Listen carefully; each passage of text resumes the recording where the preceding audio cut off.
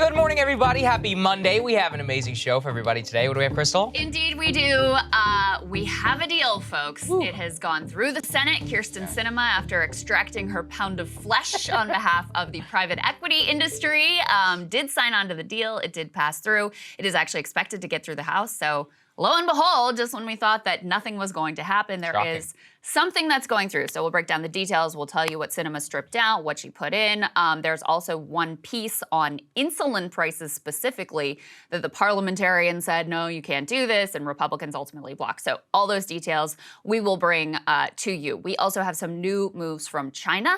Retribution for Pelosi's big visit to Taiwan. Was it worth it? We will talk to you about that. We also, so this is very interesting. Yes. CBS News did this big report. They actually billed it as a documentary on the ground, tracking how few of the weapons that we ship to Ukraine actually get to the front line. So we thought, oh, this is very interesting. Wow, great story. We're going to cover it. We're going to show the clip.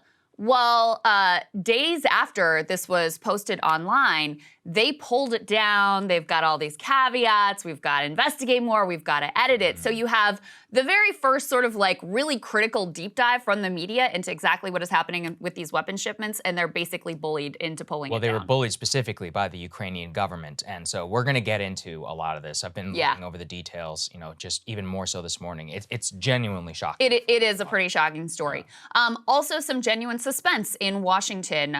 Democrats are now taking the tack of passing through the House and the Senate some of these pieces, protecting these things to access to contraception, pieces regarding choice, and specifically on gay marriage. So the initial thought was that this was very, very unlikely to get through the Senate, actually codifying gay marriage. Now it looks like there's a possibility. So we'll talk to you about where that stands, what the whip count is, who's for it, who's against it. We also have some liberal love for Dick Cheney that we need to talk to you about. So we will get to all of those things. But let's start with, live show. Live show. Oh, see, I forgot actually this time. Look at that. Atlanta. We are coming September 16th, 7:30. My brain worked to remember to plug it. Thank you so much, Krystal. Recovering from some cross-country travel here, folks. So September 16th, 7:30 p.m. Atlanta. We are coming. We're going to have that live show. It's really exciting. As I said, go ahead and buy your tickets. We actually have a couple of mass ticket requests from a couple of patrons, so there really are not going to be all that many left after we go ahead and fulfill those. Grab the tickets while you still can. We're hoping to sell out the entire thing, maybe like a month or so ahead, just to show everybody else, yes, we can indeed sell out these venues so that we can book our tour. Negotiations are continuing right now. We're going to have a full list of tour for everybody as they come. So if you're in the area, we would deeply appreciate it, and we thank you all very much. September 16th, Atlanta, Georgia. See you guys there. Yes. All right, let's get to the details of this deal that passed through the Senate over the weekend in a marathon session. Let's go ahead and put this first piece up on the screen. So it was a completely party line vote. Kamala Harris came in to be the tie-breaking vote, 51-50. Headline here from the New York Times: Senate passes climate and tax bill after marathon debate, despite all Republicans being opposed. The vote was a major victory for President Biden and Democrats. The bill now goes to the House, where it is expected to pass by the end of the week. You will recall, just to tell a little bit of the story of how we ended up here, you'll recall there was initially, a year ago, there were big negotiations around this Build Back Better bill. It included the climate piece. It included tax hikes on the rich and on corporations. It included a lot of social spending on childcare, elder care, and education and the like. Okay, this is a massively pared back version of that has now been rebranded by Joe Manchin as the Inflation Reduction Act. That's what he's calling it because that makes him feel good about himself, basically. Yeah. At the last minute, essentially the reporting indicates that Manchin didn't really like being the villain of the situation, especially in the elite press. So he comes back to Schumer and very quietly, totally behind closed doors with input from nobody and managing to keep it a total secret in Washington, Schumer and Manchin work out this deal. Basically what it entails is there are some sort of giveaways to appease the fossil fuel industry and to appease Joe Manchin and his ties to the fossil fuel industry. But there's also significant spending that will push us in the direction of clean energy. It would at least give clean energy kind of a shot, is how Ryan Grimm is describing it. You also have some significant tax increases on corporations. The original deal had some reforms. They didn't really close the carried interest loophole that's so beneficial to private equity, but there were some reforms to it that would constrain them, maybe possibly a little bit. The big piece was a 15%, what they call book tax on corporations over $1 billion. So these are giant companies, and you're going to look at their financial statements, what they're telling their investors, versus the bullshit numbers that they send into the IRS to make sure they're at least paying something. So 15%, that actually raises significant revenue. You also have in there some additional money for the IRS, so they could actually go after tax cheats, especially wealthy tax cheats. Right now, they don't really have the resources to do that. You have some closing of, or some continuation of Affordable Care Act subsidies, which were set to expire. That's also significant. You have something that Democrats have been after for a very long time, which is Medicare being able to negotiate on prescription drug prices. That should be a benefit to seniors who are on the Medicare program. And those are kind of the big pieces. So that was the original Manchin-Schumer deal. Kyrsten Sinema, though, she had to have her say. And of course, she had to go in there and make this thing worse and make sure she's taking care of specifically her private equity buddies, which seems to be her. It's not a joke. Literally, there's only two things that she has stood on. First is the private equity initial nixing, and then during the vote itself, causing a hell of a lot of drama and actually making things worse for every other industry except for private equity. Yes. It's kind of amazing. So let's go ahead and put this Politico tweet up on the screen. So let me walk you through all the pieces that Kyrsten Sinema demanded. Some of it is unobjectionable and some of it is highly objectionable. First thing, as I said, she removed the carried interest reform altogether. So they were only tinkering around the edges of this. Some of the theories were that they put this in specifically so that she could strip it out and claim a win. That is a major giveaway to the private equity industry. So Kyrsten Sinema goes ahead and makes sure she does that for them. Now, she had to replace that revenue. And actually, what she put in there instead was a 1% excise tax on stock buybacks, which would ultimately raise more revenue than the kind of bullshit carried interest loophole reform thing that they were doing. So even though it's a grotesque giveaway to the private equity industry, that part I didn't have as much of an issue with on balance. Another thing she did that I didn't have an issue with is $5 billion in drought relief, which disproportionately benefits her state of Arizona, but fine. I mean, that's spending that is worthwhile that we need to be dealing with, okay. Another thing that she claims to be concerned about is, now let's get into this 15% book tax. So there are two pieces here. Number one, she claimed that some manufacturing concerns were saying, oh, this is going to discourage us from investment. We need to be able to still take our depreciation for our investments in property, plant, and equipment. So they modified that so that it's not really 15% minimum tax. They can still take some additional depreciation and other credits beyond that to get that tax rate, again, below 15%. But the real doozy was yet another private equity industry giveaway that Sinema really delivered on. So I'm going to get into the details of this and try not to make it so that your eyes glaze over. But effectively, for those of you guys who know, private equity companies, they buy a bunch of other businesses, oftentimes sort of like, you know, load them up with debt, strip them of their, sometimes sell them for parts, but they're holding a bunch of different companies. So the question was, okay, well, if all of these companies you own together is more than the $1 billion threshold for this 15%, well, this should apply to you.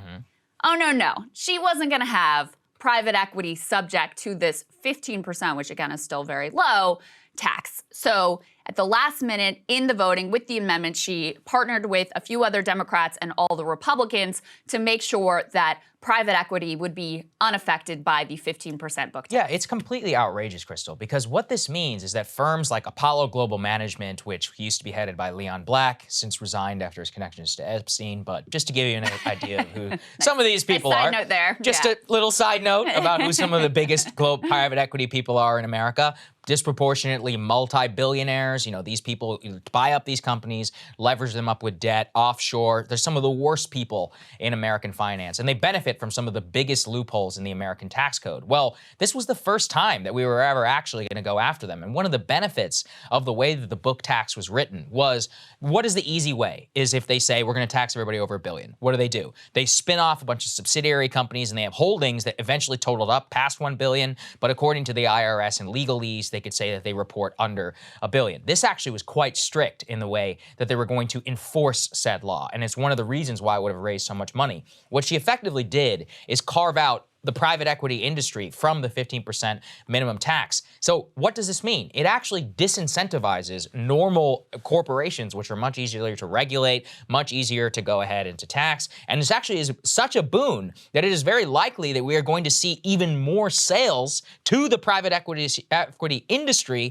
because they have such a beneficial carve out now in the tax code. So this is a tax code boon to some of the worst people in the U.S. economy. So now, not only are they going to pay less in income tax than you or I as small business owners, and maybe even more so than a lot of people who pay even just basic payroll taxes, but now they actually now have a specific benefit over the rest of the industry thanks to Kyrsten Sinema. It's one of the most insane tax carve-out. It's totally indefensible. It is grotesque. Yeah. I mean, it is just so brazen. Yeah. This will save the private equity industry $35 billion over the next decade. This is a $4 trillion industry in the United States, and we're talking about this small sliver of people who have, I mean, they just have completely bought Kyrsten Sinema. And this is the thing is, you know, lobbying money well spent, I guess. Whatever they spent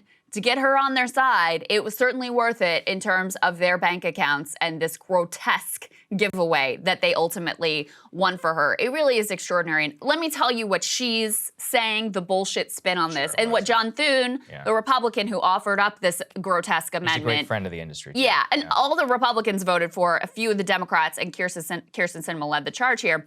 So they're saying, oh, it could be read, this tax code, so that these small businesses themselves could be impacted by the 15% minimum book tax. And that's just not fair, just because they happen to be owned by private equity. Well, every analyst that they spoke to said, no, that is not the way this works. Right. Now, if that really is your concern, we could clarify that in the language, but that was not really their concern. What they wanted was a fig leaf of a justification to give this giant giveaway to private this equity. thing came at the 11th hour. It did. This actually came only hours before the vote. It scrambled the entire process. They had to find a different way to go ahead and to pay for it. So she threw this in at the wrench because she was throwing it, completely holding the deal hostage. And this is so egregious. Even Joe Manchin spoke out against some of this. Put it up there. Even Joe on the Manchin's screen. like, dang, he was like, girl, I'm very this is gross. disappointed that she took this out. The carried interest, not even loophole, like a 1-year extension of carried interest, is they'll admit it. It's a heck of a run that they just can't justify. He's right. There is no justification for many of the rich carve-outs that we have in our tax code, both from billionaire individuals to also the tax code. And I do think it is remarkable. And this, look, I think there's some things in this bill which are really, really great. But there was a tweet this morning which effectively shows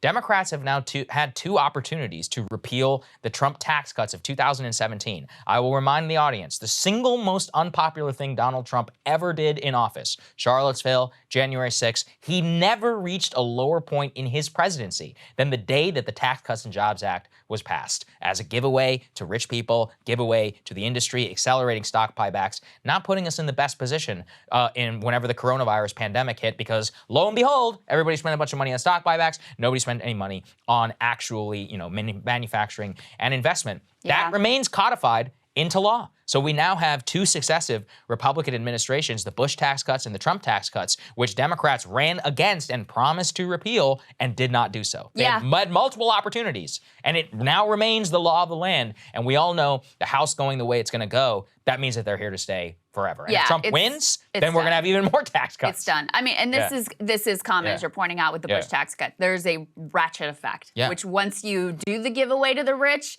they are never letting it go. Why would they will do whatever they can. They will buy whoever they need to make sure that they lock in their little giveaway, their little loophole, the thing that makes it so that they pay so little in taxes compared to the percentage rate that you pay, that small business owners pay, that ordinary taxpayers pay. It really, really is grotesque.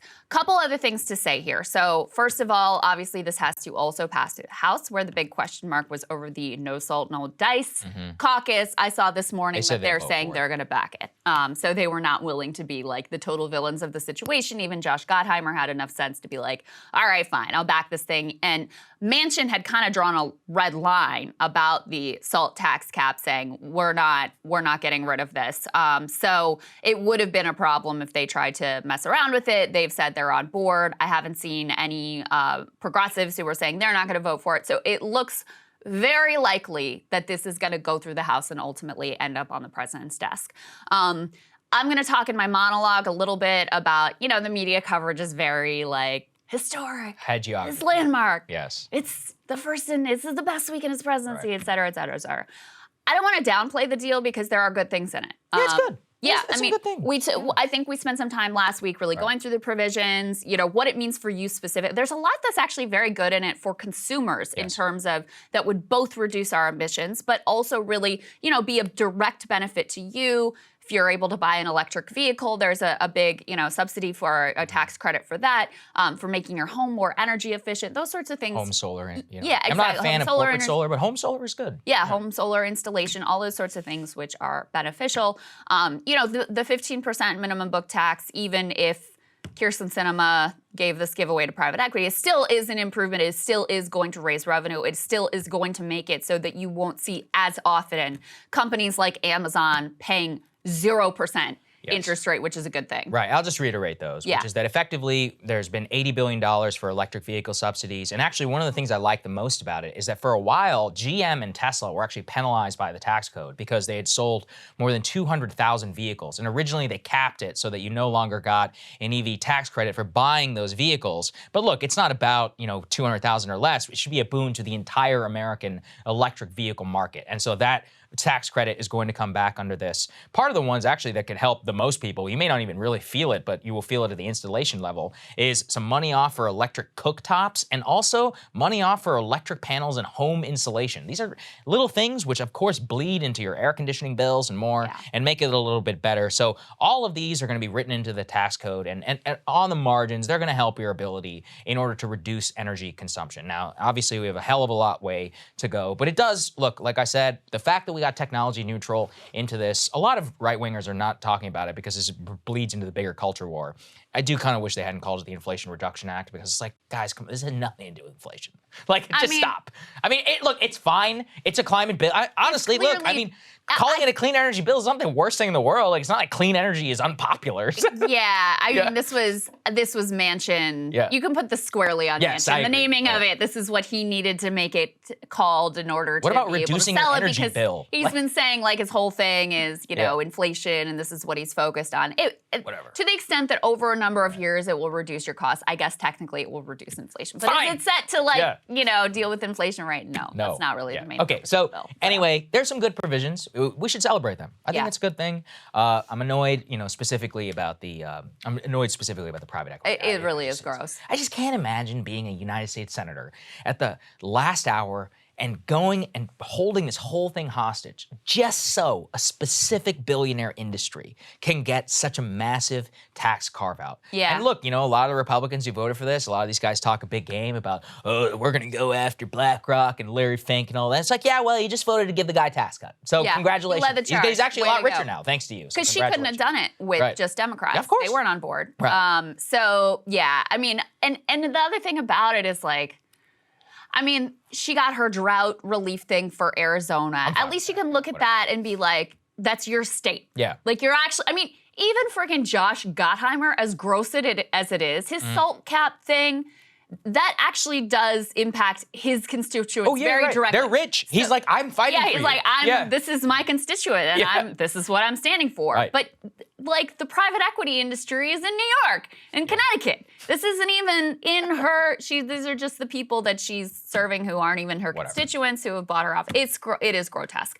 The last thing I want to say on the overarching sweep of the bill, and then we'll get into this other piece on insulin, which is also very important, is obviously, even though the media is billing this as landmark, historic, et cetera, et cetera, et cetera, it is a a far cry from what the original conception of Build Back Better was, sure. especially on the social spending, but also just if you look at the climate portion. I mean, it's nowhere near the sweep, the scope, the amount of spending that they were contemplating to begin with. And of course, there's basically at this point very little in here that's going to impact your healthcare costs, very little that's really going to get at the prescription drug pricing, especially after the parliamentarian made a couple of negative rulings regarding what they could do with regard to prescription drug pricing. Of course, pre-K child tax credit, elder care, housing, all that stuff ultimately left out. And Bernie Sanders, ultimately all the Democrats obviously voted for it, otherwise it wouldn't have gotten through.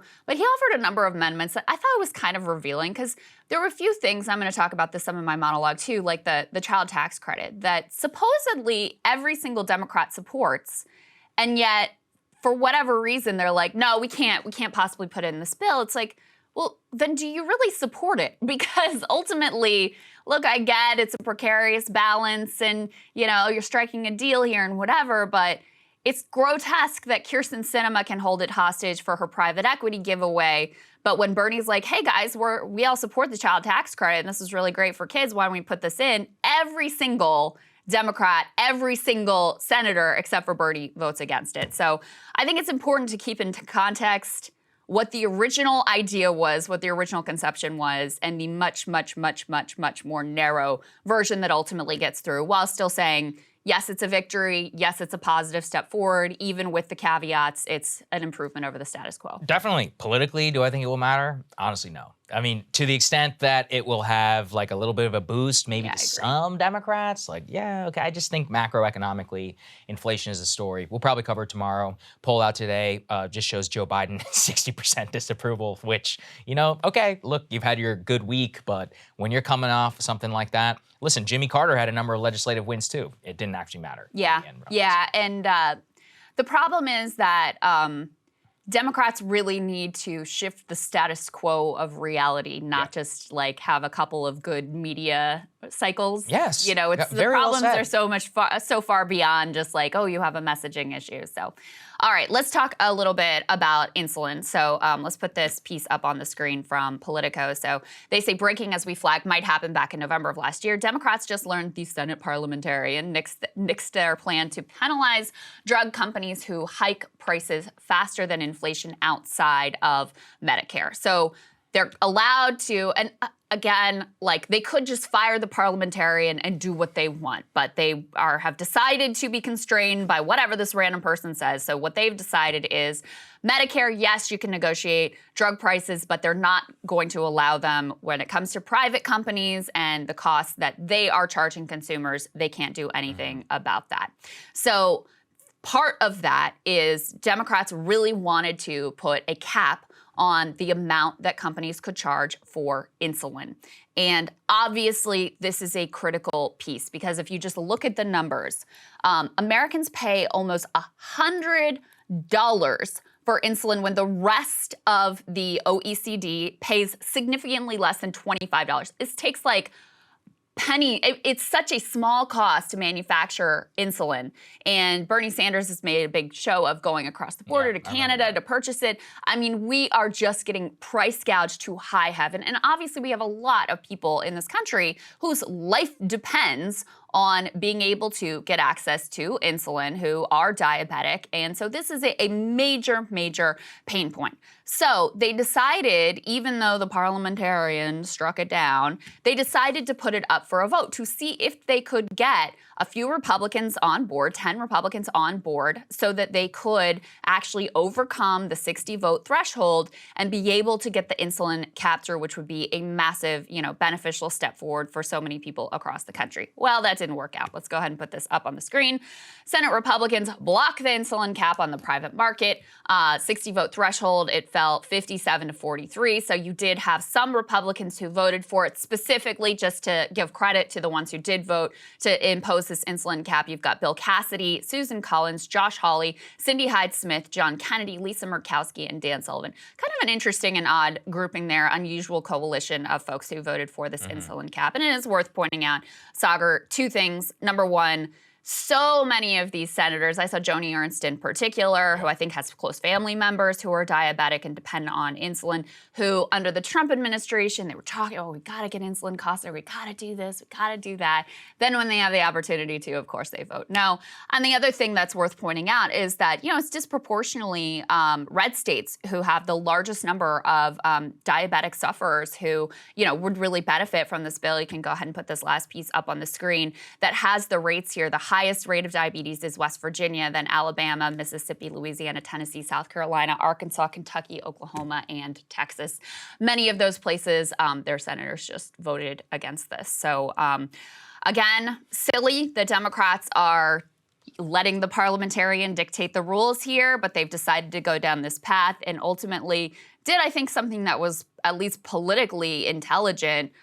The right moral stance would be just to do it and get a new parliamentarian. But from a political perspective, getting people on the record and showing where everybody stands on these issues, I think is a tactic we've seen increasingly from Democrats, and I think it's a pretty wise one. Well, especially insulin. Also, just don't forget, given that so many Republicans voted for it, that means a lot of Democrats did not vote to make sure that it actually got across the line, which is kind of insane that they didn't allow it to do so. I just think look, this is a good opportunity in order to highlight this. 10% of the U.S. population, 9.8 specifically, of adults over 18 have a diagnosed case of diabetes. And a lot more people, we don't have the exact numbers, are at risk of diabetes. So this is a killer. I mean, this is a sign of the obesity crisis. Diabetes is a lifelong problem. It reflects a lot of problems we have downstream of our diet and more. Yeah. I hope it's a wake-up call for some people in order to take care of their health. But at the very least, at this point, we're in it now. And from this point forward, the obesity rate and the morbidly obesity rate only continues to go higher. The correlation between the two is just extraordinary. We have children now getting diagnosed with type 2 diabetes. So listen, we have to attack the health crisis. We also have to cure sick people, or at least give people the ability in order to pay for that. I mean, if you're a child, and you're 12 years old, you have type 2 diabetes, you're signing up for possibly a 70-year lifespan. We're going to need this medication. That's hundreds of thousands of dollars that you're going to have to spend here. And it's ridiculous that only Medicare, which is, yes, it's great that Medicare gets a price cap. But what about everybody else? Not all of us have Medicare. Yeah, right. I'm 30 years old. There's a lot of people like me for 35 years until you ever get to hit that. So what if you get diagnosed with diabetes in your mid-40s, which is increasingly happening to a lot of people, specifically obese people? They're on the hook for years and years. It's just terrible. And, the red state thing, it's a classic situation, right? Which is screwing over your own constituents. But unfortunately, a lot of people are just not going to cover the bill. We've spent almost 30 minutes now this morning, Krystal. It takes a while to be like, yeah, here's how the tax code works. Private equity, you get carved out. Here's why it matters. Same with the exact vote on insulin. It all just gets bundled up, and people don't really spend a lot of time. So that's why I think that we spent as much time on it this morning. I think it's important for people to understand this. Yeah, I do too. I do as well. And it is a sad state of affairs. I mean, let's just be really clear. Americans are getting price gouged on insulin. Yeah. The amount of markup is absolutely grotesque. It is more than 4 times what any other country, OECD country in the world is paying for insulin. You see at the bottom, the US, almost $100. Every other, that line at the beginning, that's $25. Every other OECD country, price of insulin per unit, all of them are below 25, and many of them are significantly below 25, more at the $10 mark, and we're paying freaking $100 per unit. Yeah. It truly is grotesque. It is not expensive to manufacture. One thing I want us to talk about on another day is what Gavin Newsom in California is doing, which is very interesting, is saying, hey, we're going to, as the state of California, we're going to manufacture our own insulin so that we're not subject to that, which I think is a very interesting direction, something that the left is looking at pushing for more and more, in addition to Medicare for all. Why don't we also have direct, public manufacturing of some of these generic drugs to compete with and to try to wring out some of this massive price gouging from the pharmaceutical industry. Yeah, so it really just doesn't make any sense. Okay, let's go ahead and talk about foreign affairs. There's a lot of stuff that happened in the last couple of days. Yeah, let's start with China. So the fallout from the Pelosi trip continues. We brought you guys the news that on Thursday, the military exercises by China not around Taiwan by shooting missiles into the water there in a pretty provocative move. In addition, missiles falling into the Japanese exclusive economic zone, causing causing a lot of consternation in Asia on the military front. But some of the fallout on the military side between the US and China is especially troubling. Let's go ahead and put this on the screen. So beyond testing in the Taiwan defense zone, Beijing has now both sanctioned Nancy Pelosi, which that doesn't seem to matter as much, but more so is cutting off all talks between the US military and the Chinese military. Now, one of the most important lessons that we learned from the Cold War was to have that ability in order to speak directly, not only leader to leader, but to have military to military discussion at all times. In the military business, it's called deconfliction. So what we would have is, to avoid any military air collisions and just military notification, we would say, hey, just so you know, we will be having an exercise in X region, just so you're aware, your Air Force and more. If they choose to, come around us at that time, that's on you, but it minimizes the chances of some sort of accidental confrontation. And so I mentioned this in our last show, but this only underscores why I think this is so important. Let's go ahead and put this next one up there on the screen, which is that because of this trip, China is actually now expanding its military drills, both in the airspace, in the Taiwan defense zone, in the maritime version, in the missile tests, obviously, at the very same time that they go ahead and cut off our military communications, which again are now reportedly at the highest level. Go to the third one, please. That the top of the Pentagon, the Secretary of Defense, tried to call the People's Liberation Army and was rebuffed, Krystal. His answer, his call, multiple calls were ignored at all levels of the chain of command by the People's Liberation Army while this was happening.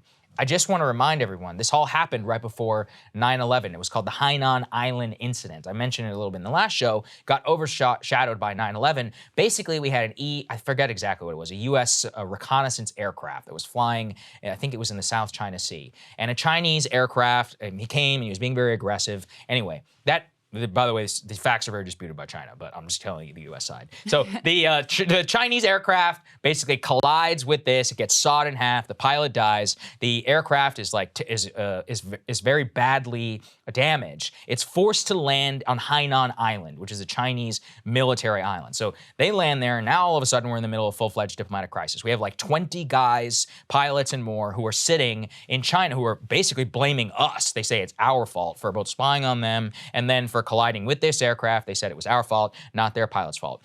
It required a full-fledged diplomatic crisis by the Bush administration, where actually we had to come to some sort of fake declaration where the soldiers were put on camera and had to sign a statement declaring that it was their fault just to get them the hell out of there. And once we eventually did, they were like, no, actually we didn't do anything. Anyway, that was 2001. That was a very different China. Yes. That was at a unipolar moment of the United States. And they still were very aggressive and held our guys hostage, quasi-hostage for a little while. Well, what has come out of that since the lesson is we need to have communication with the PLA to make sure that we don't have any of these mid-air collisions, mid-ship collisions, any sort of aggressive behavior in the China Seas, because these types of things can escalate to a much bigger military confrontation and diplomatic crisis. Think about Francis Gary Peters in the Soviet Union. We want to avoid these types of situations. Look at Brittany Griner right now. We want to avoid this stuff at all costs. And so for them to cut off military communication with us over this visit, it's dangerous. And look, I'm not a China appeaser. I think anybody who's watched me for years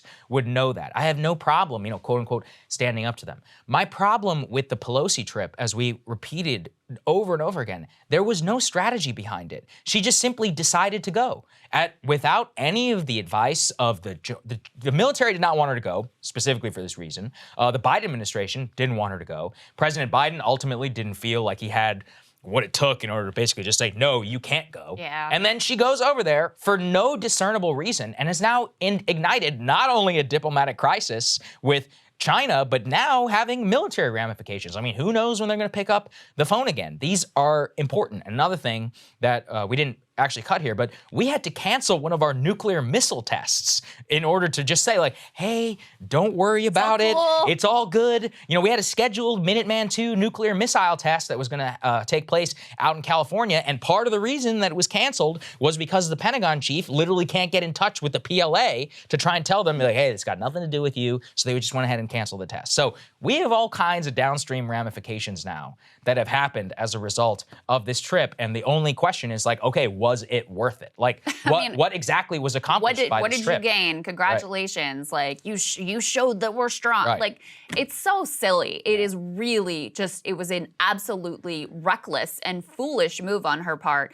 And the fact that it was so broadly supported by both parties also tells you a lot about where the foreign policy consensus in the United States Congress is. And it's not just that they've ghosted our defense secretary and are not communicating directly military to military.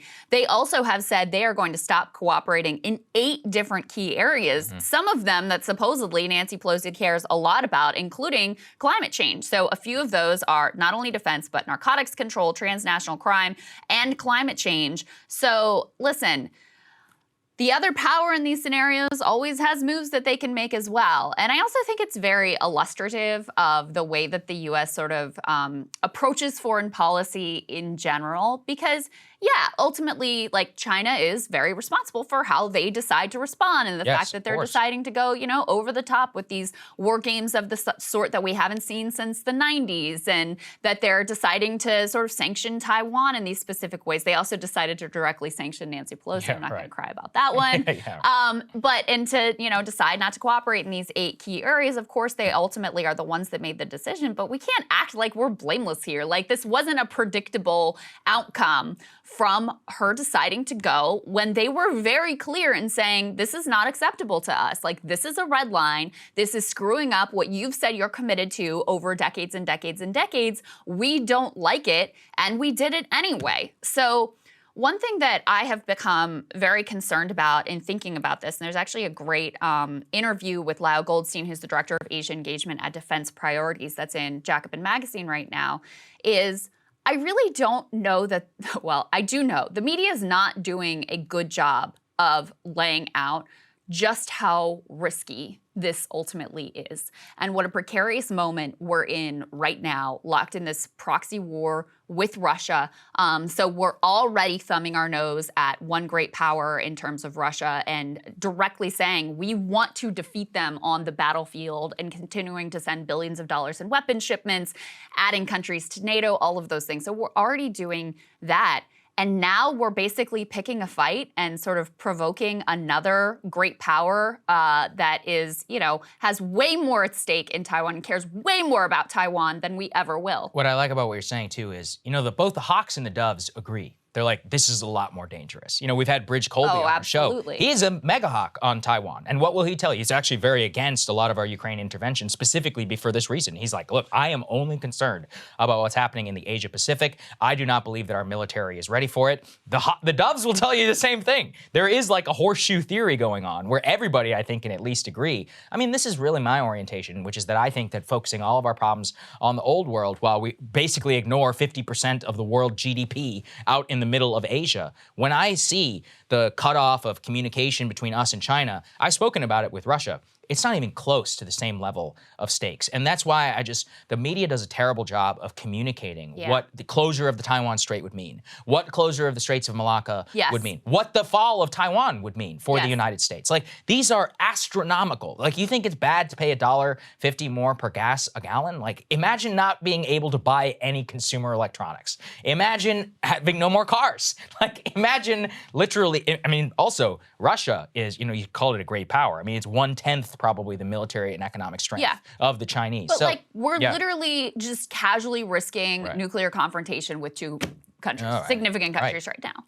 That's insane. I mean, you just look at the fact that you're like, what in the world are you thinking doing this? And yes, Pelosi maybe decided to do this on her own, but it is a major failure and a huge humiliation, honestly, for Biden. If he didn't want her to go and he couldn't bother to get on the phone with her and do what he needed to do and say what he needed to say to get her to not go, this has completely scrambled their policy. To your point about the Cold War, listen, I have a million complaints about the way that we operated during the Cold War, but there was a strategy. There was thought.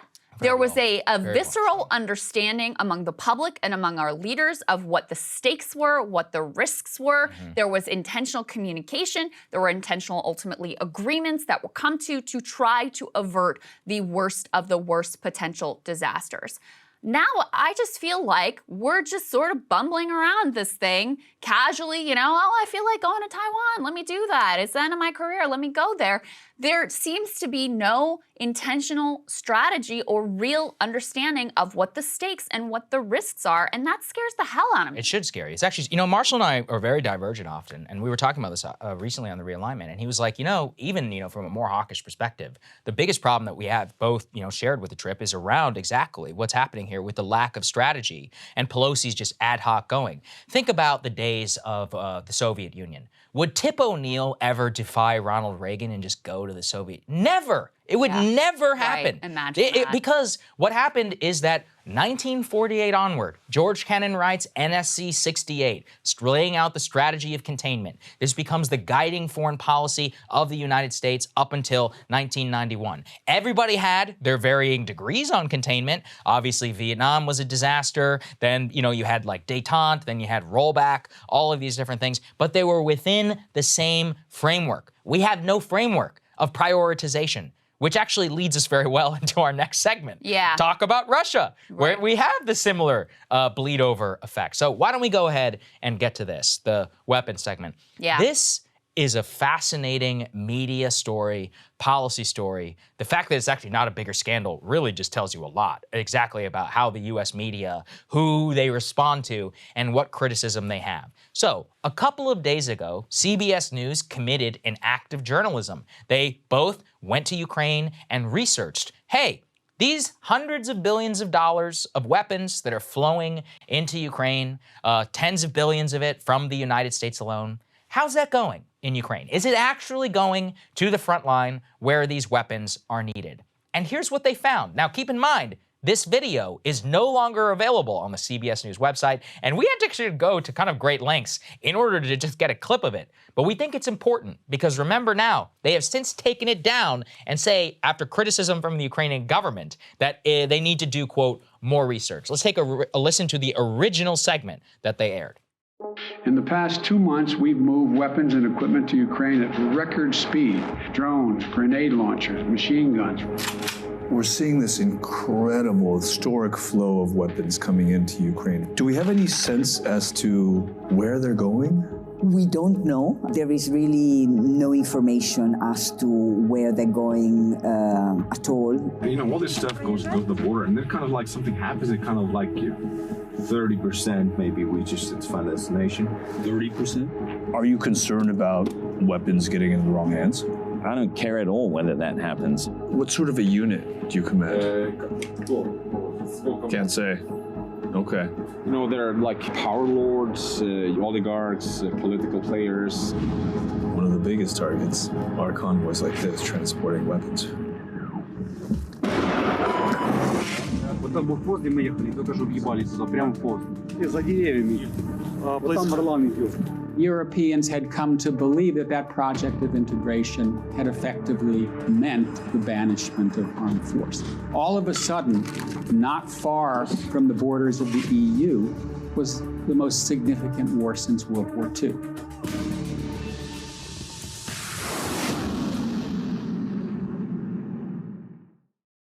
Interesting, right? I sure as hell am very interested. Yeah. Well, CBS News since, though, let's put this up there on the screen, has now added an editor's note to their story. Here's what they say, quote, "This article has been updated to reflect changes since the CBS Reports documentary was filmed.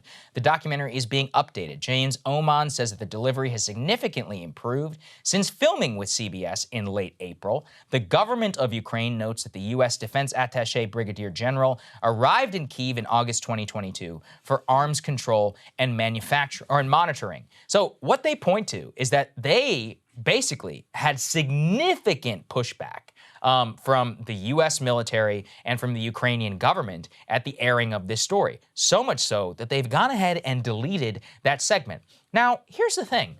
Why did it need to be deleted at all? Whenever they say perhaps it would create a false impression, listen, if the fact that only 30% of the weapons were getting there in April, that's a good story too. Even if they have improved, Right. which there's no indication that they have, by the way. I mean, you'll recall when the massive aid package passed through, Rand Paul said, hey guys, how about we add an amendment onto this so we have an inspector general to keep track of what's going on here, and this gets voted down in massive bipartisan fashion. So there is no actual indication that arms delivery has improved. Yeah. In fact, if anything, there's the opposite. We talked about how the Europeans are raising red flags about these weapons getting onto the black market. But even if it has improved, the fact that it was going so poorly back in April, I mean, those weapons are all out there now. So that is still an incredibly important story. When I was prepping for this segment yesterday, I went to actually watch the documentary because I was like, oh, this is really interesting. I want to make sure I have all the facts. I want to see what they say and have the full context, not just this clip. And when I clicked on it, it just went to like, this page not found. Yeah, it's crazy. I was like, and the fact that I hadn't seen any commentary online about it either, about like, oh, I can't believe they pulled this thing. I was like, what the hell is going on here? So that's when we started digging. And sure enough, it looks like the Ukrainian government and the military freaked out and bullied them into pulling the whole damn thing. Now listen, it is pretty common in media when you have a story that's provocative or contentious or disputed or whatever, yeah, you add in maybe an editor's note, maybe you put, after the fact, we got comment, here's what they say, here's their side of the story. But to pull the whole thing entirely is quite extraordinary and definitely not something that they routinely do when it's, as long as the narrative fits like the sort of like liberal view of the world, it doesn't matter if it's blatantly wrong, they'll leave that shit up. Of course. And listen, like I said, it's a good story, even if it's outdated. Just say, all right. This was the state of play in April. This was the state of play in April. By the way, that's changed. actually very interesting to me because early April is when some of the craziest fighting was happening. Remember, that was Kyiv, that was like the Russian military, the pincer movement, the fallback, all the way now. That's when we were rushing shipments in like nobody, like literally we've never seen before. The most decisive moments in the military campaign, we're going to be studying that for decades in terms of what exactly happened. So, hey, if only 30% of the weapons were making it to the front line at that time, that's actually quite interesting. So they note that this analyst, Jonas Oman, who is a Lithuanian military expert, had the founder and CEO of an organization that was meeting with supplying frontline units, has now since estimated or re-estimated what exactly that is. But just so you know, he won't give you a number. So in April, he said 30 to 40%. Today, he says the situation has, quote, significantly improved. But he's not giving. What are we talking? We're talking about 45% now? Right, We're talking about 50%? 50, 75. What are we talking about here? Even if 25, I mean, 25 is kind of insane. Like, where 1/4 of all these weapons just going? And also, I love how they're like, the government of Ukraine now notes that the U.S. defense attaché has arrived in Kyiv in August 2022 for arms control and monitoring. I'm like, so? Okay. Is he doing anything? So he arrived, okay? It's August 8th. So that means he wasn't there until a week ago. So then what was going on in July and June and all these other billions of dollars of shipments? And lo and behold, let's go and throw this up there. Of course, we are now readying an additional $1 billion that is headed over to Ukraine, one of the largest so far. It's munitions for long-range weapons and armored vehicle transport vehicles. Exactly, by the way, what he was showing in that documentary. So, in a way, I do applaud this guy, this journalist, for taking on this task. It takes an extraordinary amount of courage, knowing how much pushback that you're going to get in the current environment. But at the end of the day, I mean, they went ahead and folded. And I think it's crazy because, as you said, I mean, there's no outrage around this at all. This is a legitimate act of journalism, which the government and our military and their military pushed back so hard that they have deleted, basically, disappeared the entire thing. I wonder if these news outlets pulled their Ghost of Kyiv stories that turned out to be total propaganda. Great point. Did the Ukrainian and also remember, I mean, listen, it is very difficult to cover a war. Yes.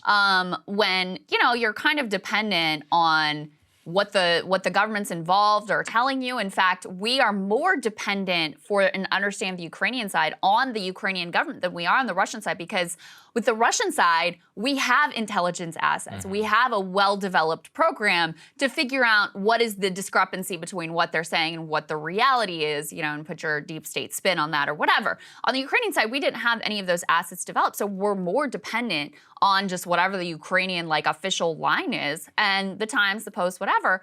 they report this stuff often as if it is outright fact. That goes unchallenged. But the minute there's a narrative that, challenges whether the Ukrainians are, whether this is how this is all going, whether Ukrainians are as the government, as perfect and noble as they're sort of presented in the press, and Zelensky the hero and all that stuff, then they come in and they completely freak out. It is incredibly revealing. Well, it's very upsetting. We're going to continue to try and track this, but look, at the end of the day, the story was spot on in terms of we don't know what the hell is going on over there. And, listen, I can say that the Ukrainian cause is far more just. That doesn't mean that you shouldn't have some accountability. They would be nowhere. Their government would be gone and their country would be dead. We're literally without us. So don't we get some sort of a say about what happens with our weapons?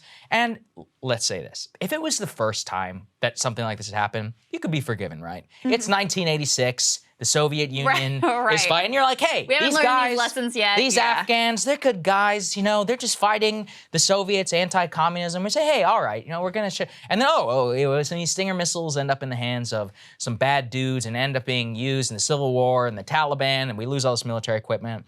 And it's 1990. And we're like, all right, you know what? We're going to learn our lesson. That happened before I was born. Right. And we keep doing it, the same thing, over and over again.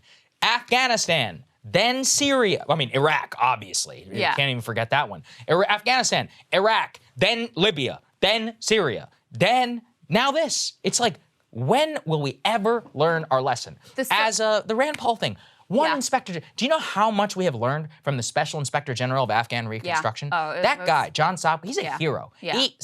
The amount of corruption in the U.S. and Afghan side that he exposed for decades. If you read those, you knew Kabul was going to fall. That's why it didn't surprise me at all whenever it happened. The Soviet-Afghan lesson is also instructive because part of the reason that we threw in with the groups that we did was because they were the sort of most ruthless. So that made them the most effective in terms of our cause. We also trusted the Pakistanis to tell us who we should be funneling weapons to. But, I'm also interested in the part of the documentary that they tease there where they've got the guy saying he's not going to tell you what type of unit he's in charge of. I want to know more about that guy. I want to know more about what's going on there and who exactly these weapons are going to. But it's pretty extraordinary that this got pulled and there was nary a peep about it. And this was a massive expenditure of resources from CBS News to put reporters on the ground and get all this footage. Very dangerous.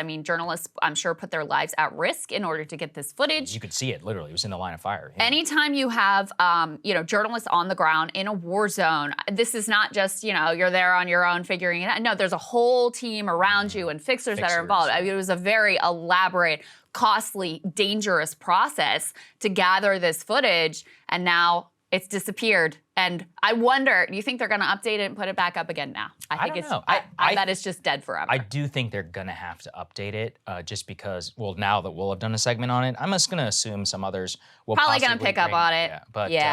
Look, it is certainly revealing. Yes. Okay, let's go to the next part of this, which is NATO. We didn't have space in our Thursday show, but we did want to make sure we updated everybody on the vote. The Senate did go ahead and vote on adding Sweden and Finland into NATO, 95-1. One senator was opposed, Senator Josh Hawley, who had written about that in the National Interest previously. Senator Rand Paul voted present. So, this is an interesting, revealing little vote here around, actually, everything. So I'll go and shred everybody who's involved.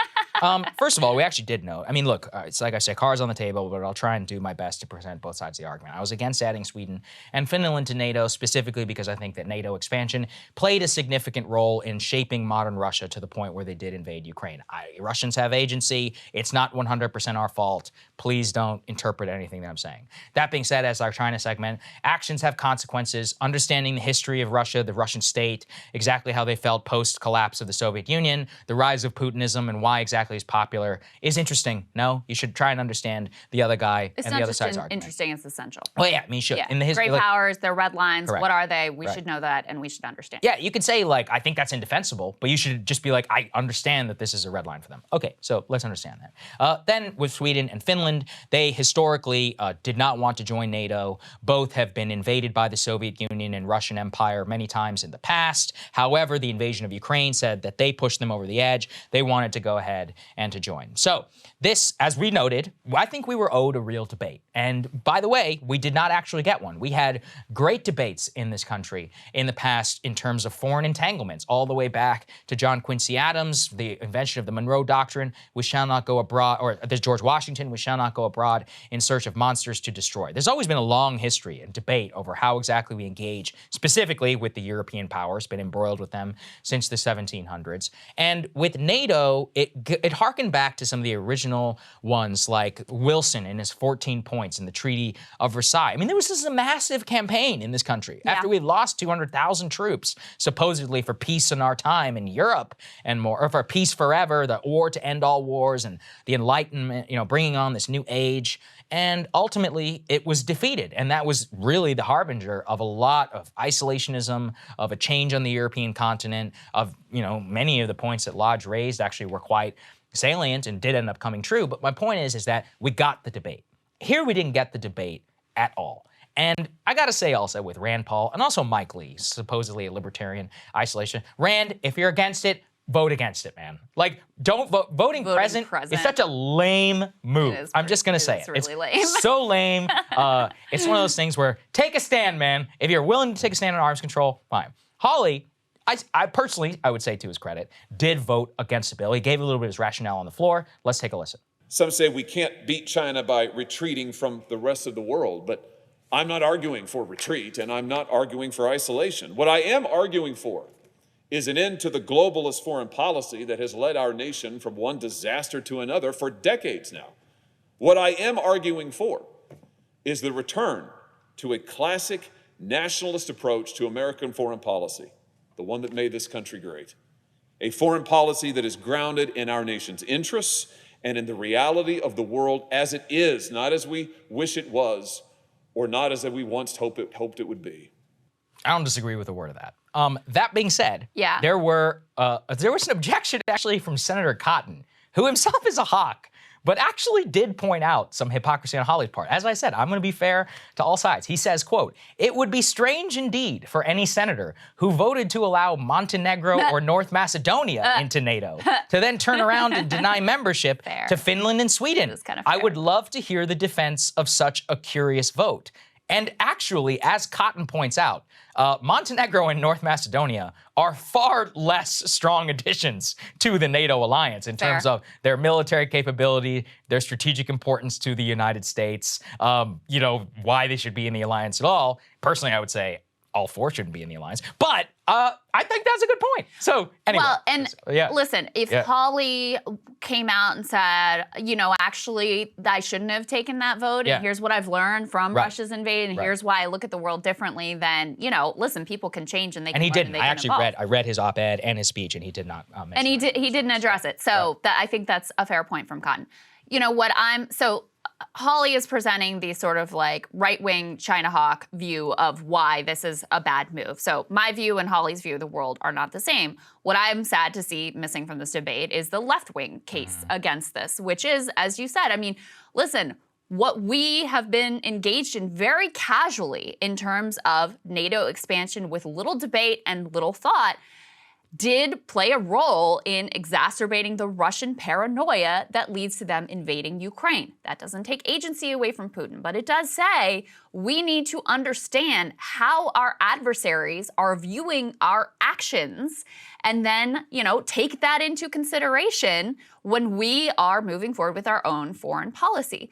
The fact that there was so little debate in the media, on the floor, that there was so little dissent, it really is deeply troubling. I do think it is part of this broader trend of anti-populist sentiment, meaning that we don't trust the people to be handed, this information and to really understand the risks and the benefits and the trade-offs, because they are many and it is a complex debate. We don't have the media apparatus in place to really help educate the citizenry about what the costs and the trade-offs are. And so we as a handful of elites are just going to decide on something that is incredibly, incredibly consequential and significant. And, in the off chance that we are called through Article 5 to defend these countries, is going to have a very direct impact on the American people. So that's a part of this that I find really, really the most troubling, is that this was just presented from the beginning. We covered, the media coverage of this from the beginning was that this was a fait accompli. It was a done deal. There's no need to even talk about it. It was celebrated. It was cheerleaded.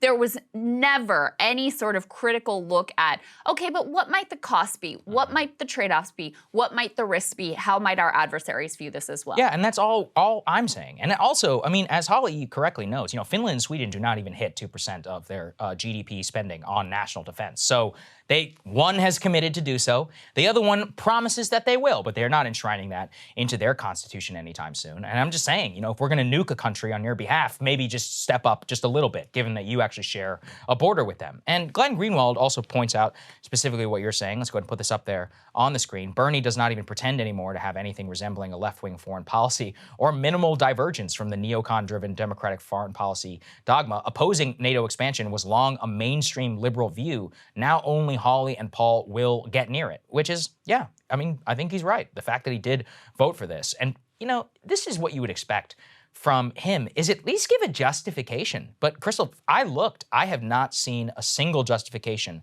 on his part for casting this vote. It is a major departure from a traditional left-wing foreign policy, of which he would have espoused even during Russiagate, even in the insanity of Russiagate, when he was buying into some of it. He would at least I remember he put in some arms control language into various deals, regarding military cooperation and more. All of that seems to be gone at this current moment. I mean, I think it's too far to say that, he doesn't have any semblance of a left-wing foreign policy at this point. He's been a critic on certainly Israel policy in a way that's been uncomfortable, spoken out on Yemen and Saudi Arabia. So to just say the whole thing is just gone, I don't think it's fair. But on this, I mean, there's no doubt on this issue that there wasn't a single voice on the left articulating any of what we're saying here.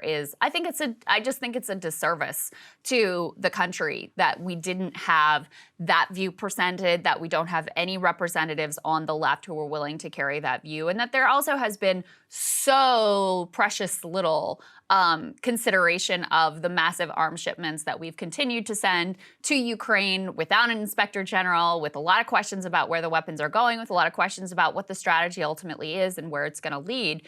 I remember early on, Ilhan Omar said something to the effect of hey, we should just slow down and maybe have a debate about this. And she was vilified. I mean, just trashed by absolutely everyone for daring to say, let's slow down a little bit and think about what we're doing. So I guess they very effectively cowed them. Yeah, I'm just going to tie in for those who are watching this as clips. In our previous clip, we talked about how the U.S. had a strategy in the Cold War. And the reason why that mattered is it was bipartisan. And it wasn't the type of bipartisanship we have today, where it was foisted upon and governed as elite. It was actually sold to the American people. So one of the histories of the Marshall Plan and of the post-Cold War strategy is the government and the Truman administration went on a massive public information campaign to say, we know you just spent your sons and daughters to Europe. 400,000 of us are dead. Here's why. Here is how we're going to use your billions, your money, in order to rebuild Europe, why we think it is better for the United States and for peace in our world. And the public said, all right, I support you. Yeah, we're on board. On 1949, only 17% of the American public was against the Marshall Plan. Do you see such a case being made today on Taiwan, on China? Listen, I mean, I can make a case here, but we're not talking to the entire U.S. population. I wish we were. But the government and the president have that capability, and yet they don't do so. So even to my friends who are in the neoliberal establishment or may support such a thing, fine, but you need to make a case to people. Otherwise, you do great harm and risk to the alliance should an attack come. And then there actually is a debate at that time. And if you don't defend somebody on that, then it does actually call into question. It's like London, Berlin, I mean, that's why just willy-nilly doing these things without consideration for what the democratic, small d democratic fallout will be if you have and do make a mistake, Yeah. Given that you have no trust, we live in a zero trust society. Our elites have never had less credibility. I actually encourage people, there's a book called The Wise Men, 6 Friends in the World They Made. It was written by Evan Thomas and Walter Isaacson. And it points exactly to what I'm talking about the architecture, both not only at the elite level, but how the public was engaged in the post-Cold War order. And people believed in it, and there was a debate, and there was, remember, there was all this controversy over China and more, and then George Marshall made the case to the American people. And anyway, we had hearings and they were televised, and hundreds of millions of Americans would watch them, and they weren't familiar with them. And that age is just gone. So. Yeah, you even think pre-Cold War with FDR and fireside chats during the New Deal and also in the build-up to the World War II, because post-World War I, there was huge isolationist sentiment in the United States that had to be overcome in order to, go and fight World War II along with our allies. And so he really took this level of sort of measure of respect to the American people, of inviting them in and really walking them, here's what I'm thinking and here's what we're doing, here's what our needs are, here's what I need you to do. So that it wasn't, this voice from on high, this is what we're doing and everybody better get on board and there's no other option here. It really was meant to be a sort of ongoing conversation with the American people about what the needs were and where we were going, to bring them along and directly make the case. Don't see that anymore. Yeah, absolutely. Not at all. And do not fool yourself. These are immensely, immensely consequential decisions which are being made casually and with no input from the American people. Yeah, that's right. All right, we wanted to get to, this is actually very interesting. So obviously in the wake of Roe being overturned, one of the things that came out of that is Justice Thomas, in his concurrence, wrote that, hey, you know what? Some of these other decisions that we're accepting as like, oh, this is precedent, they should also be overturned. He specifically name-checked the gay marriage decision, and he also name-checked the right to contraception decision. And so Democrats eventually, after they, spent a few weeks sort of spinning their wheels and not doing much of anything and not really having a plan, have decided, hey, maybe some of these rights that they put on the table, maybe we shouldn't fumble the ball this time the way that we did with Roe. Maybe this time we actually should try to codify them, and at the very least we'll put Republicans on the spot and show how dissonant they are, how much distance there is between their position and where the American people are. So gay marriage in particular has been a big question mark. The bill to codify gay marriage at the federal level passed through the House with some Republican support. I think it was about maybe a quarter of the caucus that voted for it, which I guess you could look at it as like, oh, that's a lot of Republicans, or you could look at it as like, that's kind of pathetic that only a quarter of the caucus ultimately voted for gay marriage. But anyway, that's where that is. Big question mark whether or not this thing can get through the Senate. Of course, it requires 60 votes. That means you need 10 Republicans on board, which is, a significant number. Right now, you're at about 5 Republicans who have publicly said, yeah, we would go ahead and support it. So anyway, Senator Graham, who, would be among those who would be voting for codifying gay marriage, was pressed on his views on the issue and got very uncomfortable with the line of questioning. Let's take a listen to what he said. Gay marriage, at least that is what Rob Portman wants. He's trying to get enough votes to codify same-sex marriage because Justice Clarence Thomas suggested that it might be in jeopardy. You said 2 weeks ago that the state-by-state approach is the best way to go. So I just want to be clear about your position. Are you saying that the 2015 Supreme Court decision that made same-sex marriage the law of the land nationally should be overturned? No, I am saying that I don't think it's going to be overturned. Nor should it be? Well, that'd be up to the court. The reasoning, I think, could be attacked, but the point I'm trying to make is I've been consistent. I think states should decide the issue of marriage, and states should decide the issue of abortion. I have respect for South Carolina. South Carolina voters here, I trust, to define marriage and to deal with the issue of abortion, not 9 people on the court. That's my view. How far down should, how wide should that go? How many more issues should that go to? For example, Loving versus Virginia, that allowed interracial marriage, that shouldn't be touched? No, so here's the point. We're talking about things that are not happening because you don't want to talk about inflation, you don't want to talk about crime. This is all politics, my friends.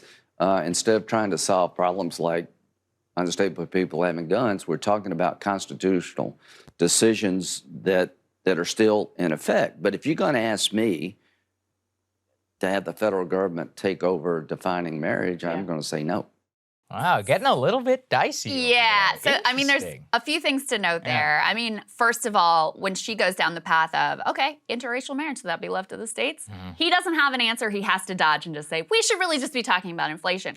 This was also one of the critiques levied at Justice Thomas when he wrote that concurrence, which is interesting that you don't, if you extend his logic, it also would apply to Loving versus Virginia in a very similar way, and that was conveniently left off the table because, of course, at this point, it would be, you know, for most of America, would really be abhorrent to say, oh, we should let the states decide whether interracial marriage But is allowed. what I actually found even more curious about that is that he kept going after the court, and we're like, we're not talking about the court, dude. We're talking about the Senate, where you're actually a member, and you represent South Carolina. It's Exactly. like, so what are you going to do on behalf of South And Carolina? he has nothing meaningful and it's like, to say there. Well, but also, if you think that the South Carolina state would vote in order to codify gay marriage, then as the senator from South Carolina, why wouldn't you just vote for it then? So Right. this is, look, this exposes a lot of the problems that they have. And it also does show you, they're putting them in a very tough position on these votes. And actually, I mean, I think it is actually a very smart political move. It's interesting too, because you know, in terms of the politics, this is going to be a real tough one because it does look like a majority of Republicans are probably going to vote against it. However, there is a lobbying campaign on the inside. Let's go ahead and put this up there on the screen. Senator Tammy Baldwin, who herself is gay, is actually one of the people who is lobbying hard, fellow Republicans, and actually to try and vote for the bill. The most surprising one, really, to me so far was Senator Ron Johnson, who is from Wisconsin, her home state colleague. But beyond that, publicly had said that he would, publicly has been very iffy on whether he was going to support this or not. He came out and said that he would vote for it. Now, he is citing his friendship with his colleague and all that. I think it has to do, he's up for re-election in a tough state. Absolutely. This is Wisconsin. Absolutely. This is not Alabama. You know, it's not an evangelical state. Yes, there's a Catholic population, but the Trump voters in those states are far more likely to be pro-choice even than the median GOP voter. Sorry, I said pro-choice. Well, actually, pro-choice is not a terrible proxy for these types of things. True. But if you look at it, you know, especially in that regard, Senator Johnson, and outside of the, you know, the people like Susan Collins and Murkowski, who are already on the record and kind of long been for this, they really do have the opportunity, Krystal, to get to the 10 votes. Right now, they have Rob Portman of Ohio. I think his son is gay. I remember that being a thing. Yeah, he was, I think, the first one to say that Right. he would sign on to Right. this. Lisa Murkowski, Susan Collins, but also Tom Tillis of North Carolina. That's also an interesting one. And remember this, Senator Tillis actually just won re-election. So it's not like he's doing this for political benefit, or maybe he is, because, I mean, didn't Obama win North Carolina in 2008? So it's a red state. It was, as we it would was define close with today. Biden this time around, It was, too. yeah, exactly. It's not a 30-plus Republican state, right? And I think that's the way to say it. So when these guys who are in these states where you're only winning by +3, +5, even up to +7, they're in a bit of a difficult spot. And it's actually going to be interesting. I mean, you know, Rubio came out and said that it was a stupid vote in order to be taken. But listen, I mean, it's not like Florida is like the reddest state in the world. I'm not saying that Republicans aren't winning right now. It's probably anywhere between R+3 and R+5. But I would be fascinated, actually, to look at the polling in the state of Florida. I haven't seen anything by Ron DeSantis who said anything about this either on the state level, which also is usually, I think he's very much at the forefront of these things, and he's a good, like, tea leaf reader as to how these things are going to play, and he hasn't said a damn word. Good barometer. Yeah, I mean, it's a good thing to track. Some 70% of Americans at this point support gay marriage. Yes. So if you are opposed to this, you are very much out of step with where the American people are. And as you said, even if they manage to cobble together 10 Republicans to get this thing across the finish line, you still have the overwhelming bulk of the caucus voting against where the majority of the American people are. And this is one where, you know, at this point, most people have accepted. They know gay people, lots of gay people. They know people who are married who are gay. They know, you know, this is part of their family, part of their friend circle, part of their community. And so to have this be such a difficult issue for the Republicans at this point is really very telling. So the senators who have said they're on board: right now are Susan Collins, Rob Portman, Lisa Murkowski, Tom Tillis, and Ron Johnson. Tammy Baldwin, who, as you said, is kind of leading the outreach here to Republicans, has said that privately, at least 5 other Republicans have given her assurances they will also support the bill when this is brought to the floor sometime after Labor Day. And we also actually just got the news this morning that Schumer is saying we're going to bring this to the floor in September. So it really is, there's some drama around this because a private assurance is very different than going on the record in the press with the media and saying, I'm there.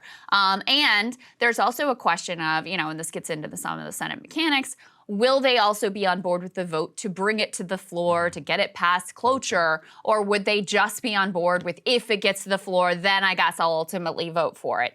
It has clearly put Republicans in a very difficult spot. And the Rubio excuse is, to me, so silly and so transparent. Like, okay, let's say you really think this is a waste of time, even though you have a Supreme Court justice out there right now saying, actually, I think we should overturn this.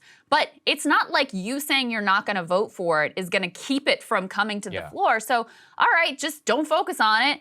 Cast your vote, say yes, and move on to focus on whatever the things are that you think you should focus on. Not to mention the Senate wastes time on all kinds of dumb bullshit all the time. I was going to say, so if Republicans controlled the floor, then I guess you could make a time argument. Yeah. But they don't. So it's like now you're just a senator who's in the minority. You're just it's just very you can tell it's Weasley. You can tell they're trying to dodge. Same thing with Lindsey Graham and that SOT that we showed. He doesn't want to answer directly. He doesn't want to say directly what he thinks about it. He doesn't want to say directly like how this relates to other Supreme Court decisions like interracial marriage.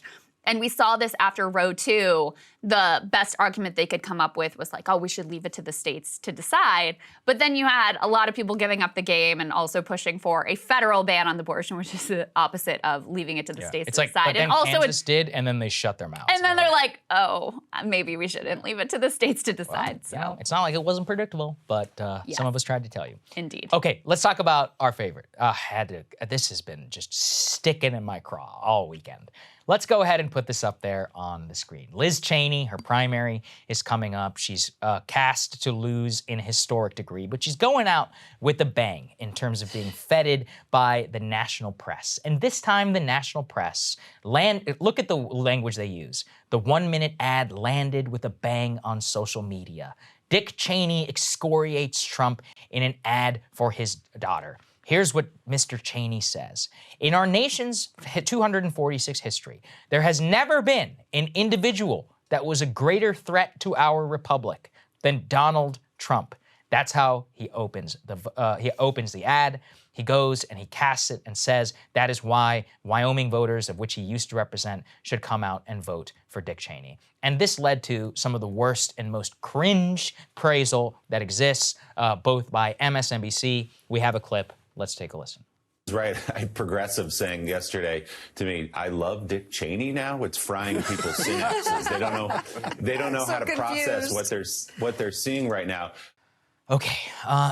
Do we have to state the obvious? Like, first of all, I can think of a few individuals who are greater threats to the republic, but this is just the problem with the entire Trump era. Like, broke everybody's brain. No, guys, actually, Dick Cheney and George W. Bush, no matter what you think of Trump, literally no matter what, we're obviously way worse from an authoritarian perspective. Well, how about just even on the metric? Because the pushback from the Lizzo, well, they didn't try to steal an election. No, they didn't try. They succeeded. They actually did it in 2000. They overthrew a country called Iraq, which is really bad. How about that? And upended our entire... I mean, when you think of our trajectory of national decline, you could place it with a few people, but there's a pretty strong case to be made for Bush, the tax cuts for the wealthy, the Iraq war, the financial collapse. Yeah. I mean, all of that happens. Not to mention, and people sometimes Katrina and the complete failure of that response, which really, was a moral just devastating in terms of the lives lost and the families that were destroyed and the communities that were,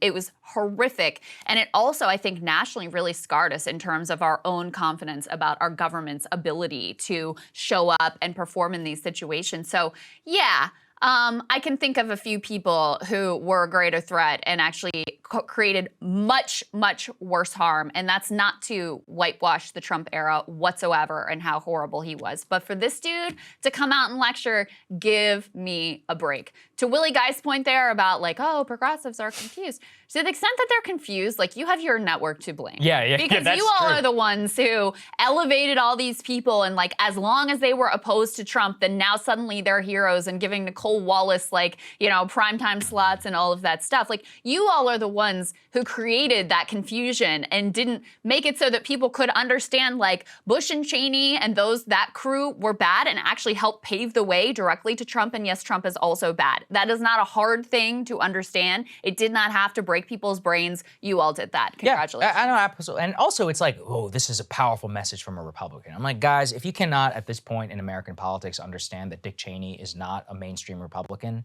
like what profession are you in? Like, why are you lying to people? And when Liz Cheney loses by a historic degree in the Wyoming primary, now they're saying that she's going to be running for like Wyoming. They're like, this may be Liz Cheney heads for a loss, but she's not done. It's like, okay, what's next? She says she's going to be a Republican. By the way, she also came out and said she wouldn't even support Ron DeSantis. I'm like, okay, then you're not a Republican. You're just a Democrat. By the way, that's fine. It's okay in order to switch parties in this country, or just say like, I'm not affiliated with the current mainstream. Instead, she has like mounting these quixotic, you know, thing in the media, which is all fake. It's like, why can't you just give it up? And then to have the press, just like they did with W. You remember W in his, what was in the funeral speech or whatever, and he was like, we see threats here at home. They're like, President Bush makes a historic, you know, historic denouncement of Donald Trump. And then what we covered on our show, you know, is whenever he slips up and he's like, to have another country unprovoked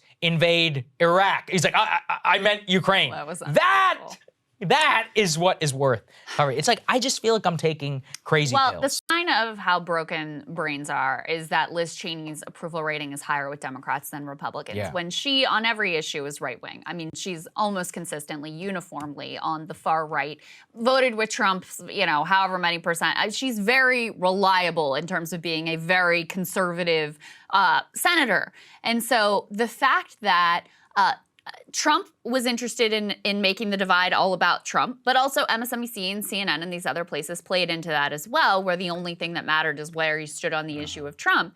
That's what helped to create this sort of brain disease where someone who is as far right as Liz Cheney could be loved more by Democrats and would be completely rejected by Republicans ultimately because they made it all about where do you stand on the figure of Donald Trump. So it is interesting. I wonder what her next play is. Could be a media play. She could also get a seat on the board of like Raytheon or whatever. She's got options. I just wish she would go away. And the Cheneys. I mean, just, listen, just leave. I do think on the issue, like, I dissent from the idea that it didn't take any courage to stake out the ground that she did with regards to impeachment and January 6th and Trump. I do think that that was courageous, and clearly it had direct political costs. But the idea that Liz Cheney is some sort of hero, that Dick Cheney is some sort of hero because they were right on this one particular thing, that does not erase the sins of everything else that they did, especially the sins of everything that Dick Cheney did. I think that's correctly said.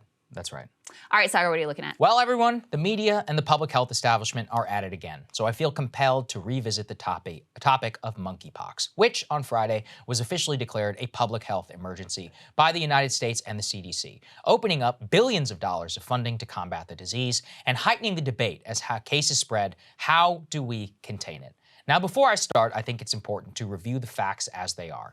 To be clear, once again, monkeypox is a smallpox variant emanating from Africa. It induces pretty severe illness in those that get it. From what we have seen so far in the West, it is fatal in very rare cases, but it is unpleasant enough and viral enough, dangerous to those with worse comorbidities, that we should do everything in our power in order to contain it. All current evidence from the study after study in the West confirms the same transmission vector. The vast majority of monkeypox cases are occurring amongst men who have sex with other men. I say this with no judgment. It is simply a fact. This is mere fact, and transmission vector has of course now ignited a massive debate amongst the public health establishment who find themselves so captured by woke ideology, they seem unable to actually just admit the truth and are igniting mass panic. They are also risking gay men's lives and beclowning themselves even more after COVID, which many did not even think is possible. Best on display is in the debates happening right now amongst public health officials at the CDC and in major American communities that have large gay populations, where they are having a vicious debate whether to recommend to gay men to limit their number of sexual partners in the time being. Now, this is peculiar for a number of reasons. Number one is, why should it be a debate literally at all? As we know, transmission overwhelmingly occurs between gay men. Transmission also appears to be concentrated in clusters traced back to group sex events. In such a case, the solution is clear, as they literally admit, quote, public health authorities typically emphasize safer sex over abstinence to prevent the spread of diseases that happen through intimate contact. Standard operating procedure. Any disease that spreads through sex. You tell the public how it transmits, you issue guidance. If people want to heed that advice, that's on them. At least they have the information. But somehow, because monkeypox spreads amongst gay men, it's different, according to these folks. According to the California state officials who are actually heading up monkeypox response, quote, if people want to have sex, they're going to have sex. He adds that he knows people who normally go to sex parties who will not. People will make their own decisions about their risk levels. Now, this is interesting, is it not? This official is saying that with monkeypox, it's okay to admit that people will assess their own risk levels and make their own decisions. The city of San Francisco, for example, declined to shut down a gay fetish festival in the city where they suspected group sex would occur. Instead, they disseminated information to attendees on how monkeypox spreads. To be clear, I support this messaging and this approach. I think people are free to put themselves at this risk if they want to, as long as they know what the risks are and the information. But, and this is the biggest but, compare this to COVID. The public health establishment asked all Americans to undertake overwhelming lifestyle interventions, pulling kids out of school, staying home, shutting down our economy. We refused to admit for a single second it was okay to let people assess their own risk levels and instead demand that Americans wear masks for nearly a year even after they got a vaccine. So consider how much you were asked to do to prevent the spread of COVID. But now apparently when a disease is overwhelmingly affected a so-called marginalized group, then we all have to get very sensitive about language and have to be mindful of their advice. Consider this. At the height of the pandemic in June of 2020, the New York City Department of Health put out a guidance for its millions of residents to practice safer sex. That included wearing a mask, not kissing, and not engaging in any intimate relationships with people. They literally had no problem advocating for both safe sex and abstinence in the case of a respiratory disease. They didn't even think twice about it. But this disease, which overwhelmingly spreads through sexual transmission, is not getting the same treatment. All anyone wants in this country is just to be treated equally. Gay men are adults. Like all adults, they deserve to be treated the same, without some ridiculous notion that by acknowledging basic facts around this disease, that it will somehow turn the entire US population homophobic overnight. To see the contrasts in real time is just stunning. It gives zero confidence that the public health establishment can ever, and I really mean ever, be trusted again in our current lifetime.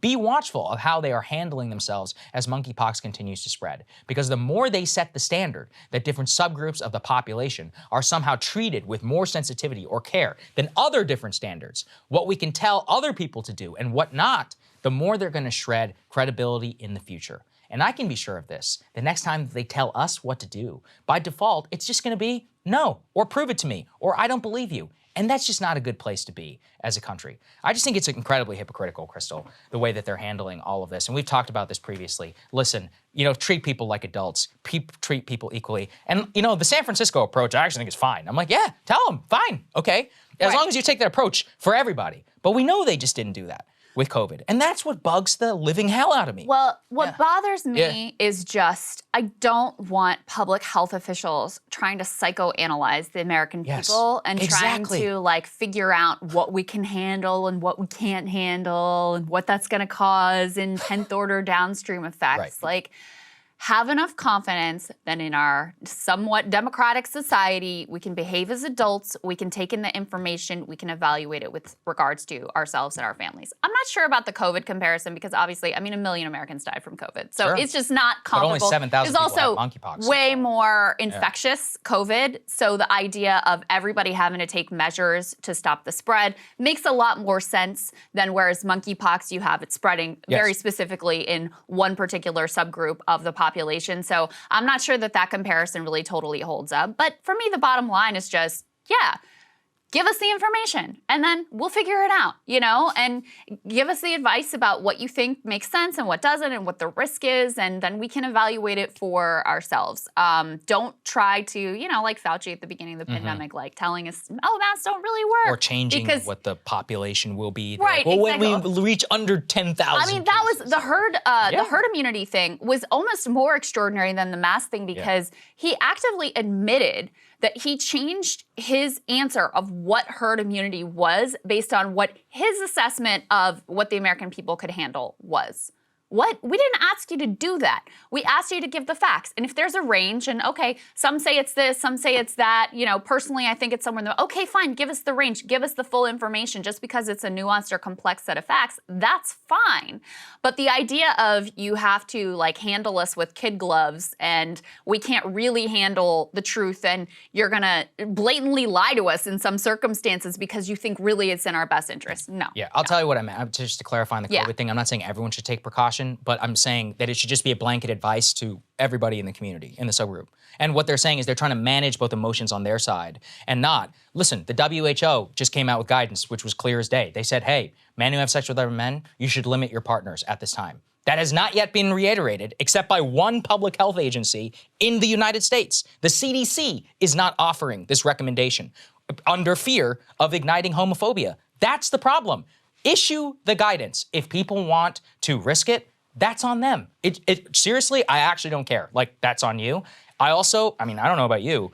It would only heighten concern for me, for my friends who are gay. I'd just be like, hey, check out the advice. I'm not going to tell you how to live your life, but I want you to be healthy. The opposite of the so-called, igniting homophobia or whatever. So what I'm saying is issue the guidance. Then if people want to carry it out or not, but don't try all this management and, we can't issue any lifestyle guidance to gay men because that is somehow homophobic. As I've said, it is actually homophobic in itself to say that gay men are not just like any other Americans who deserve the straight truth from the government. Yeah, they deserve to understand what the real risk factors are. Thank you. That's all I'm saying. Krystal, what are you taking a look at? Well, guys, as we have been discussing in this show, it looks like the Biden-led Dems are set to score a victory, finally bringing the worst parts of their caucus around to at least doing something to address the needs of the American people and the mounting toll of the climate crisis.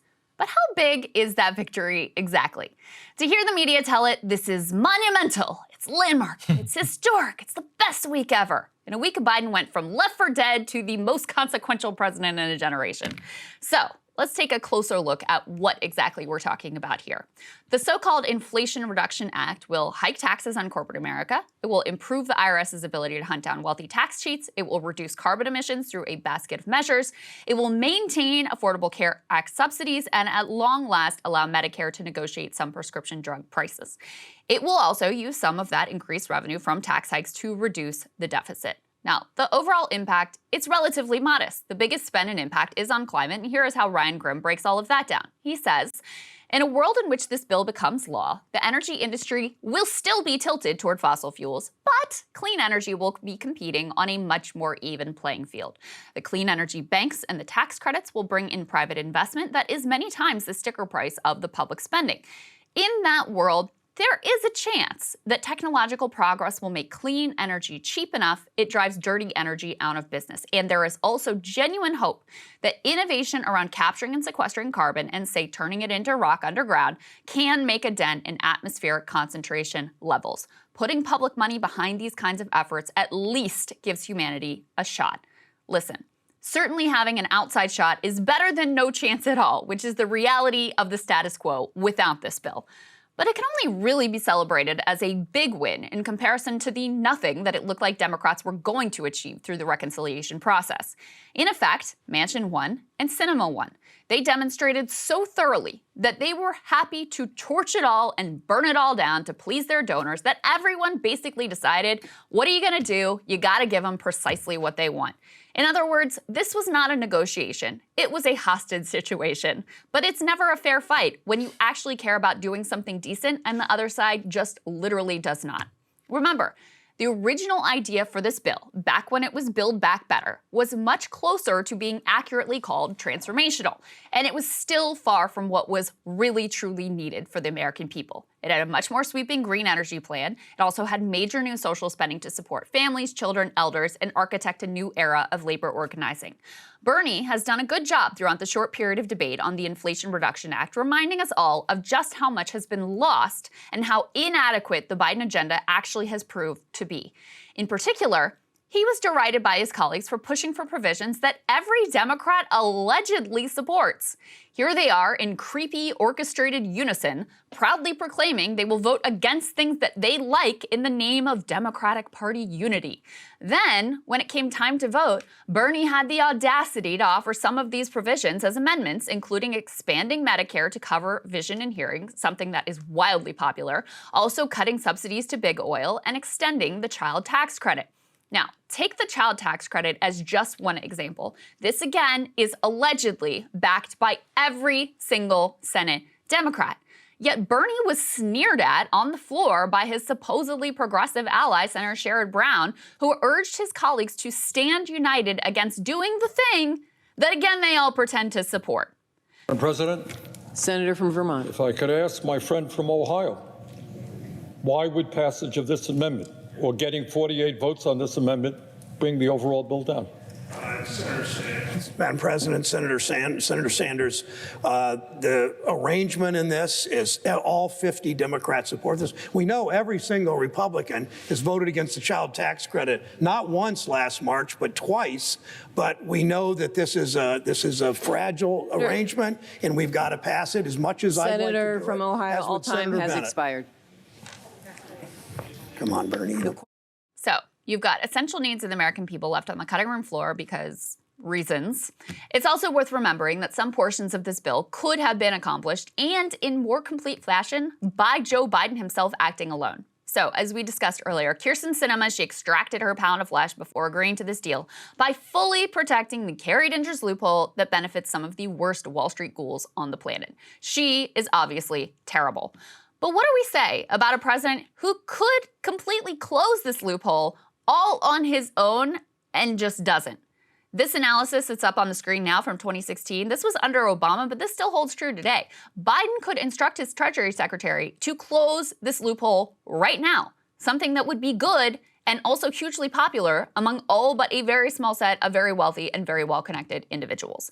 Instead of doing anything on carried interest, Sinema instead subbed in a provision for a 1% excise tax on stock buybacks. That is the disgusting practice corporations have become addicted to in recent years, where rather than invest in their workers or innovation or product, they just buy their own stock in a kind of pyramid scheme that juices their stock prices, rewarding their wealthy execs, investors, and themselves. But you know what's better than a 1% excise tax? Returning to rules which were in place before the Reagan administration, which banned stock buybacks altogether. Something, again, Biden could also do all on his own. And that's, of course, to say nothing of student debt, marijuana legalization, canceling the contracts of union busters, hundreds of other actions that he could use his executive power to accomplish. A similar story of gaslighting and failing to live up to the hype could be told about all of the other so-called landmark legislation reporters are now pointing to as evidence of Biden's transformational presidency. A guns bill, which is unlikely to significantly curb gun violence. An infrastructure bill, which still won't even fully update our infrastructure. An attempted industrial policy through the CHIPS Act, which leaves workers to be exploited. And now a climate bill, which also contains a bunch of oil industry Easter eggs. They're all better than nothing, but they're also not even close to what they're being advertised as. You add them together in a tweet or on a cable news panel, it sounds pretty impressive. FDR, LBJ, Biden, they're basically the same, right, guys? But as I've long said, Democrats and Biden do not have a messaging problem. They have a reality problem. And this bill, along with the rest of the Biden accomplishments, leave far too much of our present reality intact. Yes, the bill's a net positive, but it is a long way from redemption for the listless Biden administration. And I'm sure you have seen these tweets. I've seen hundreds of these tweets. I just saw Ron Klain retweet saying something, Biden is the next most successful president since LBJ. And I was like, there you go. There you go. That's the Biden, he's the chief of staff. When you list it all out, that's a lot of things. But then when you look at any one of them, you're like, what is this really gonna accomplish? You know, how is this really gonna shift the game? And again, on balance, I would have voted for all of these things. They're better than nothing. Are they enough to be a game changer for the American people? Most importantly, No, probably not. Like Ryan Grimm said on the climate, okay, it gives us an outside shot. That's better than nothing. Are they going to be a game changer for them politically? No, I don't think so either. Yeah, and I just think that there needs to be a level of reality whenever you're speaking to people, because people aren't dumb. Like, people are able to differentiate the Civil Rights Act from the Inflation Reduction Act, right? Right. They're just like, okay, Medicare and Social Security. We understand what those are, how they were enshrined, what they meant. And then we understand this. People are like, yeah, it's cool. You know, if I'm rich enough to afford an EV, I'll get a $7,500 tax break. You know, oh, if I want to put solar on my house, it'll be 30%.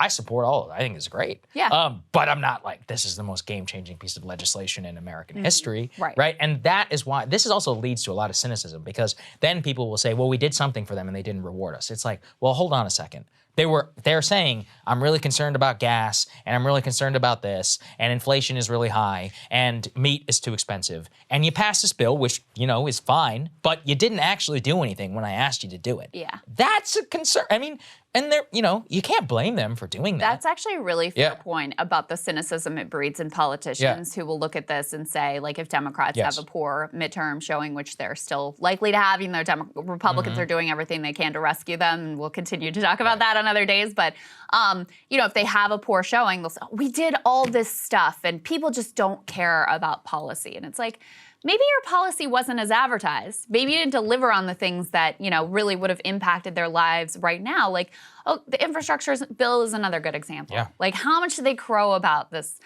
How has this shown up in your life? Like, do you feel the impact of it right now? Do you even see, do you even understand what the impact of that might be in your community in the future? Probably not. No, it's relatively, you know, in terms of what we really needed to do to modernize, it's not really there. It's still not this like a big national project. It's not even going to bring us up to date with where we should be.